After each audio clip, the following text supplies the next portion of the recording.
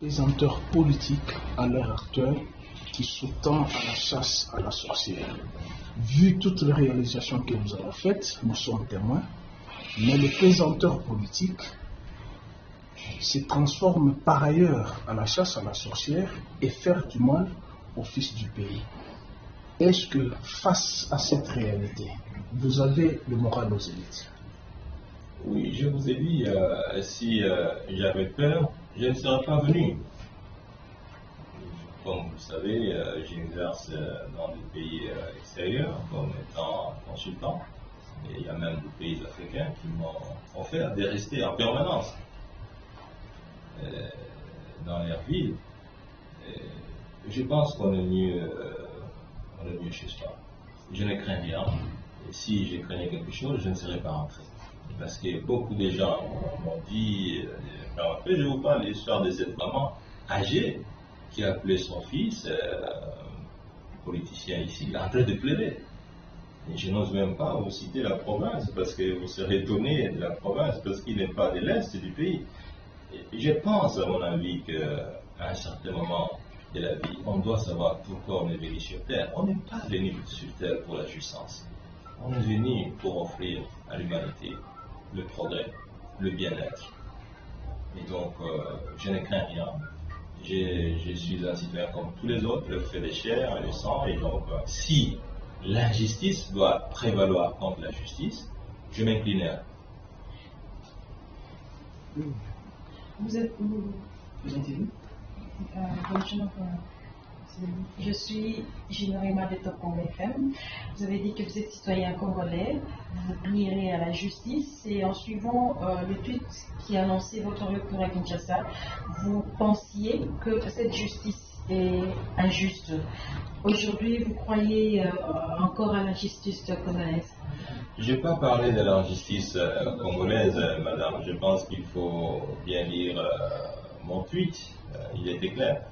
J'ai parlé de l'instrumentalisation, mais je n'ai pas parlé de l'injustice, de la justice congolaise. Parce qu'en réalité, si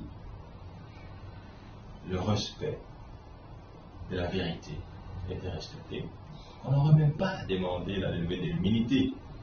Parce que les dossiers de l'inspection générale des finances, sur lesquels est basée l'initiative de cette action judiciaire, c'est un dossier truffé de contre-vérités, truffé des mensonges. Bientôt, vous allez voir ces rapports. Parce qu'en réalité, c'est truffé de mensonges. Comment on peut parler de responsabilité intellectuelle pour un dossier qui a été traité en Conseil des ministres? Est-ce que dans un Conseil des ministres, il n'y a que le seul Premier ministre qui siège? Et vous savez que dans ce Conseil des ministres, la formule aujourd'hui, vous savez qui préside le Conseil des ministres. Un dossier traité en Conseil des ministres, on dit que c'est une seule personne qui en était responsable, et les autres ministres. Lorsque un contrat a été signé avec une entreprise, le Premier ministre ne signe pas le contrat. Le contrat est signé par 4 ministres sectoriels qui ont la charge du suivi opérationnel du dossier. Ces 4 ministres ne sont pas responsables. Seule la personne qui n'était pas responsable est responsable. Qu'est-ce qu'on peut dire, madame la journaliste? Vous êtes quand même intellectuelle. Lorsque l'inspection générale des finances arrive à Boukangalonzo, constate l'existence d'un équipement, après vérification, l'inspection générale des finances dit: c'est supposé que nous n'avons pas vu cet équipement. Nous devons dire dans notre rapport que cet équipement a été détourné par M. Matata. Et vous initiez un dossier sur base d'un gros mensonge comme celui-là. C'est quand même calamité. Comment voulez-vous qu'on ne dise pas la vérité? Parce que nous ne sommes pas quand même 2 millions de personnes, nous sommes plus de 90 millions de personnes dans ce pays. Et tous les Congolais ont droit à la vérité. Ce n'est pas parce que, bon, on est dans une structure comme dans une autre qu'on peut instrumentaliser les autres pour pouvoir obtenir ce dont on a besoin. Donc voilà, je crois en la justice et dans tous les cas, madame, je vous ai dit, beaucoup de gens demandaient que je ne rentre pas. et je suis rentré. Donc je ne perds rien, quelle que soit l'issue de ce processus. Voilà. Quelle que soit l'issue, donc même si le Sénat arrivait à lever...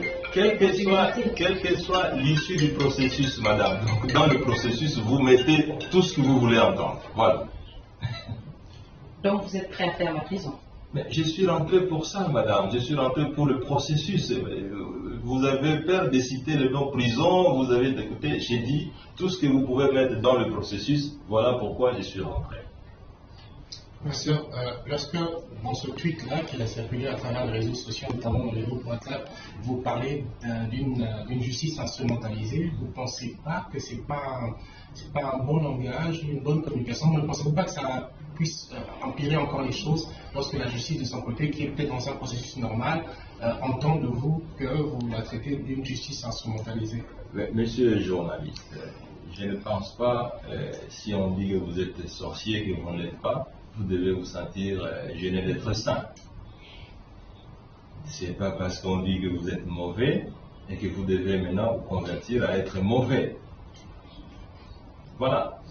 Et dans tous les cas, je n'ai pas dit que la justice était injuste. Je vous ai dit que le processus qui a été lancé, étant fondé sur un rapport faux, injuste, et donc c'est un processus d'instrumentalisation. Il faut quand même que vous ayez aussi le sens des nuances.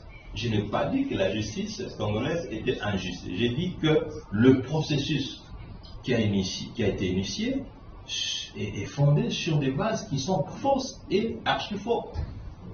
Et les rapports vous sera donné, c'est un rapport calamité. Si moi j'arrive dans votre maison, je trouve dans votre maison un téléviseur, et je vais faire le rapport que je n'ai pas vu le téléviseur, et j'initie un processus d'un rapport fondé sur l'absence du téléviseur, qu'est-ce que vous allez conclure?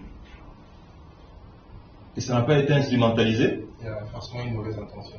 Et puis imaginez-vous, monsieur le journaliste, quand on dit que tel équipement, on ne l'a pas trouvé à Bukangalmos, parce qu'on veut nuire à M. Matata, et qu'un ministre officiel du gouvernement signe une lettre pour dire j'atteste que l'équipement est à Bukangalmos. Mais à qui il faut croire? On doit croire au gouvernement ou on doit croire à l'IGF?